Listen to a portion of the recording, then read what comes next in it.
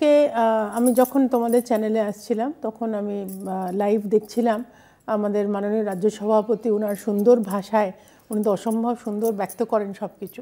উনি একটা ঠিক এই বিষয়ে একটা প্রেস কনফারেন্স করছিলেন, তোমাদেরও নিশ্চয়ই প্রতিবেদক ওখানে কেউ না কেউ ছিল নিশ্চয়ই, তো শুনেছে লাইভটা। আমি ওনার লেভেলের ওই ভাষায় বলতে পারবো, আমি শুধু উদ্ধৃতি কয়েকটা বলছি। দেখো, এটার বেসিক উদ্দেশ্য হচ্ছে যারা এত বছর ধরে কোনো একটা আশায় বা কোনো লাইভলিহুডে অন্য দেশে রয়ে গেছিল, যারা দেশ ভাগের সময় যারা হয়তো তখন মনে করেছিল যে ওখানে থাকলেও কোনো অসুবিধা হবে না, কিন্তু এখন আমরা দেখছি এত বছর ধরে যেটা আমরা ভেবেছিলাম যে 14-র মধ্যে হয়তো কমপ্লিট হয়ে যাবে, কিন্তু এখনও অত্যাচারিত হচ্ছে।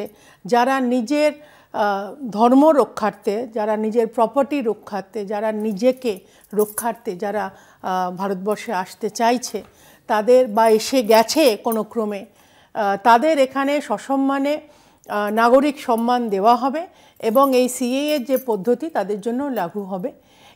এটা নিয়ে যে যতই জলঘোলা করার চেষ্টা করুক, এই প্রতিশ্রুতিটা যদি 1947-এ পার্টিশনের সময় তিনজন যে শীর্ষ নেতা তখনকার সময়, সর্দার বল্লভভাই পটেল, নেহেরু এবং অফকোর্স গান্ধী, এরা সেই সময় বলেই ছিল যে না ঠিক আছে, দেশ ভাগ হচ্ছে হোক, হিন্দুরা এদিকে থাকবে, মুসলমানরা ওদিকে চলে যাবে। মুসলমানদের ওইদিকে মানে যে কটার দেশ তুমি বললে আজকে, পাকিস্তান একদিকে, তখন অবশ্য বাংলাদেশ হয়নি, ইস্ট পাকিস্তান ছিল, আফগানিস্তান এবং বিভিন্ন মুসলমান দেশগুলো, তারা যেন ডেফিনেটলি তাদের যে যারা সংখ্যালঘু মানে হিন্দুদের ওখানে রক্ষা করে রাখে, ওদের সম্মান দিয়ে রাখে।